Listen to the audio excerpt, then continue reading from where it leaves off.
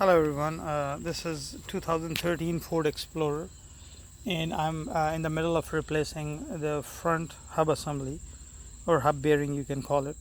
There are a couple of things. I'm pretty sure you will find more videos on the internet, but the hardest part to take out these hub assembly is the nuts on the back of that.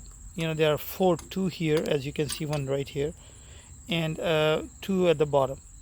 So two on the left side or two on the right side, or you can call it two on the top, two on the bottom. But it's not easy to take them off because they are um, really tight, and it's really an awkward position. It's hard to take out and go back and then take out these things. So I try to use this M18 Milwaukee wrench, but it's pretty good, but somehow it wasn't breaking loose those four nuts. So what I did, I came up with this idea. There are actually two parts of this video. So the first part is about the front hub assembly, and the second part is the rear hub assembly. So this idea, me and my friend Evan, we came up with this idea to open these nuts on the back right here. As you can see, these two, that we use this jack to create a force to open up. By the way, these are 18 millimeter, all of these nuts. And by the way, as you can see that I have taken out the rotor and the caliper right here on the back, and make sure you put it somewhere on the safer place. You don't want to make it hang on this pipeline, otherwise it will break. So what we did when we were working on the rear, because that has gone bad as well once, so it's a 18 millimeter, right? You put it on the back side, use this ratchet or the other 18 millimeter ratchet, and then you lift up this jack, and believe it or not, it took the first attempt in 5 seconds. It opened up this side, and the same goes to the bottom. Same, use this one. But on the other side, you could not use this jack because it has to go from top to bottom, and you cannot use that jack for that thing. I came up with this idea, breaker bar, you can call it. It's a couple of feet longer, as you can see, and then you move this on the other side, so you can have a better place to move around. So, and it took only first attempt to open it, even though I tried with that ratchet maybe 5 minutes, but it got really hot, but it never opened it. So I used this one, and one of my friend, he was here, so I used this one, and it just opened in first attempt. So I broke all these four loose, and then I used this one, and I put 18 millimeter. And by the way, I use this extension because this part, as you can see, it's pretty close, and you can't use that half-inch big socket on the back, because it will touch this part and it won't be able to fit it. So I had to use this this part. And obviously you have to take out this shield, which is right here. These are they go right 4 bolts, as you can see, and they are 10 millimeter. And you have to take out this ABS, and it goes right here, as you can see, right there. And it's just that simple. And you take those 4 out, and then obviously it's as hard as taking out this rusty hub assembly out of this axle. So what I did, I had this one of the spare bolt in my car, so I went to Home Depot, and then got these. I made sure that they will fit in it, so they can go through these lug nut places.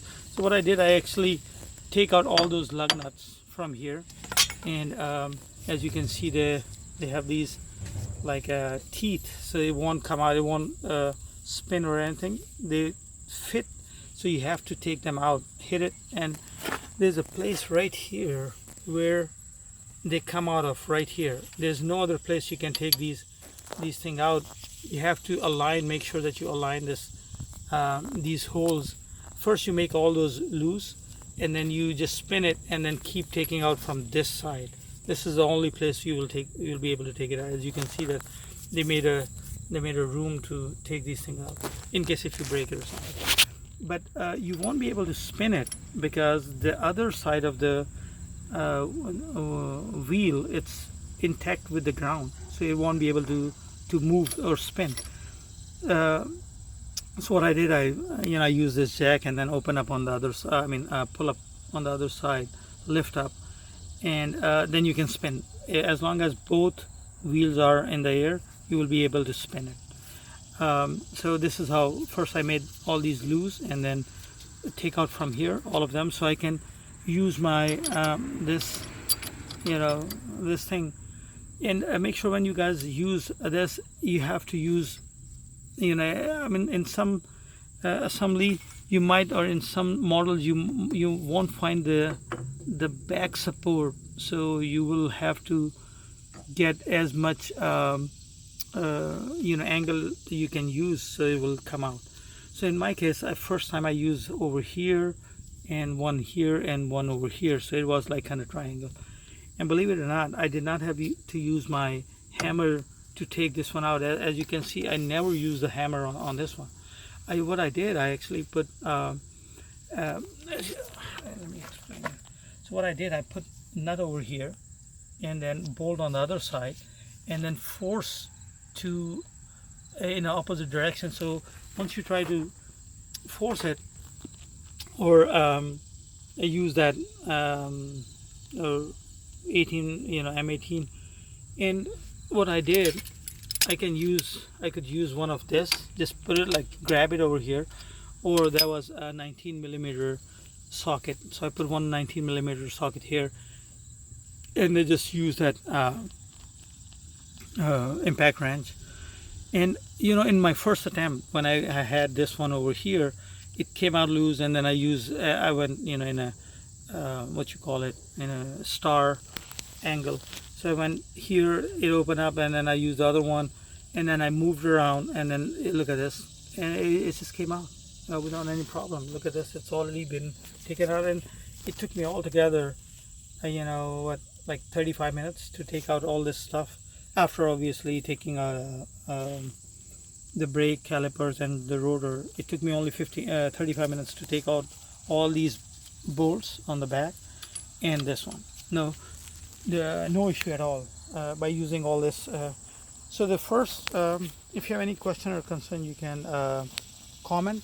Otherwise, I'm gonna go to the next part of the video. You guys can stop if you want to, but if you wanna know more about the hub assembly or about this car, I will explain. So this is the rear, obviously, rear tire, and there was a problem in these Ford Explorer. I have one of my friend, he has Ford Focus,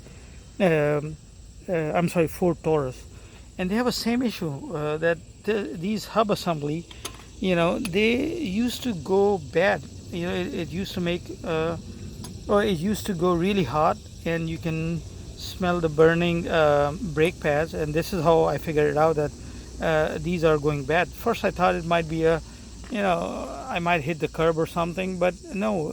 Every other person with I think it's 50,000 miles on it, they have an issue with the rear assembly goes bad.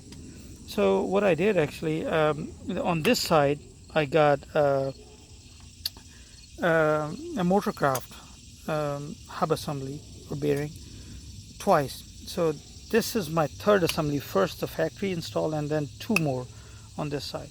But on the other side, I ordered, I think it was a Prime Choice, or there was an online with a lifetime warranty. So I ordered Timken